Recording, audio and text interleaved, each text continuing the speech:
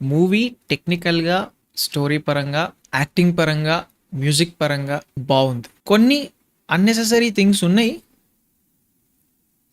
కొంచెం స్లోగా తీయడం వల్ల మూవీ లెంత్ కూడా పెరిగింది. కానీ యాక్షన్ సెట్ పీసెస్ ఉన్నాయి భయ్యా, క్రేజీ ఉన్నాయి. ఆ గోర్, ఆ వయలెన్స్ క్రేజీ తీసి నాకు ఈ సెన్సార్ బోర్డు వల్ల అసలు అర్థం కాదు. కొన్ని బూతులు సెన్సర్ చేసిర్రు, కొన్ని చిల్లర చిల్లర బూతులు ఏమో వదిలేసిర్రు. మనం నాకు అర్థం కాలేదు. సెన్సర్ వేస్తే అన్ని సెన్సర్ చేయాలి, కొన్ని సెన్సర్ వేసి కొన్ని సెన్సర్ వేయకుండా ఎట్లుంటారు?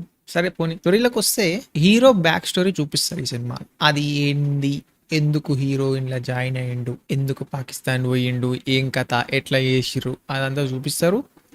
ఆడికెళ్ళి సీదా మళ్ళీ ఫస్ట్ పార్ట్లో ఉన్నట్టు హంజా అలీ మజారీకి వచ్చేస్తాడు. ఆడ మళ్ళా ఎట్లా నడిచింది, ఏం కథ అయింది, ఎవడెవరిని చంపిండు, ఏం కథ అంతా చూపించి కొన్ని రియల్ లైఫ్ ఈవెంట్స్కి స్క్రీన్ ప్లేని కనెక్ట్ చేసుకుంటూ వెళ్ళింది సినిమాలో. ఆ సీక్వెన్సెస్లో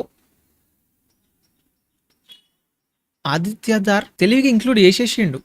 తన లీనింగ్ ఏదైతే ఉందో, ఎటు సైడ్ లీన్ అవుతున్నాడో, ఏ పార్టీకి ఫేవర్గా తీస్తున్నాడో సినిమా. అంటే నా డౌట్స్ నాకు ఉన్నాయి. తను తీసిన కొన్ని మూవీస్లో ఇంత పెద్ద మూవీ ప్రొడ్యూస్ చేయగలిగారంటే there is someone behind అని నా ఫీలింగ్. తెలిసిపోతుంది మూవీలో చూస్తే ఏ టైపు, ఏ సైడ్ వాళ్ళు ఉన్నారో, ఎవరు ఫండింగ్ చేస్తుండొచ్చో అన్న ఫీలింగ్ ఒకటైతే వచ్చింది.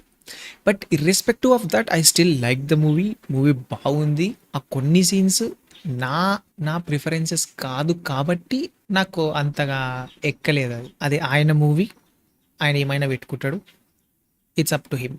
దాన్ని మనం ఏం క్వశ్చన్ చేస్తలేము. నా పైసలకైతే వర్తి అనిపించింది నాకు.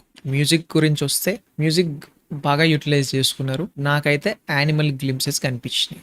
యానిమల్ మూవీలో ఎలా అయితే మ్యూజిక్ యూజ్ చేసుకున్నారో, ఈ మూవీలో కూడా అలానే మ్యూజిక్ యూజ్ చేసుకున్నారు. లాస్ట్లో అరిజిత్ సింగ్ సాంగ్ కూడా వస్తుంది. ఇంకోటి ఏంటి అంటే, ఫస్ట్ పార్ట్లో ఉన్నంత పవర్ఫుల్ మ్యూజిక్ సెకండ్ దాంట్లో అంత లేదు. ఎక్కుతాయేమో మెల్లగా, నాకు తెలియదు. కానీ ప్రజెంట్ అయితే అంత లేదు. ఒకటే పాట ఫస్ట్ పార్ట్లో మన రెహమాన్ డకేత్ క్యా కూస్ కూస్ పాత ఏదైతే ఉందో అట్లాంటిది ఇంట్లో కూడా ఒక పాట పెట్టారు. కానీ ఏమో మరి అది హిట్ అవుతుందో తెలియదు, చూద్దాం ఈవెన్చువల్లీ. ఎందుకంటే కొంచెం లేట్గా రిలీజ్ చేసారు మ్యూజిక్ కాబట్టి డైరెక్ట్ మూవీలో చూడాలనో ఎట్లనో మరి. Over the time we can see that అనమాట. యాక్టింగ్ చూస్తే Ranveer Singh దిగిపోయిండు.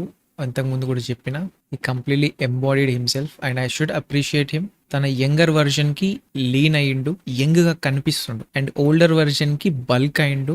As per the character demand, he gives everything to his characters అమ్మ. He once again proved that his acting we all no.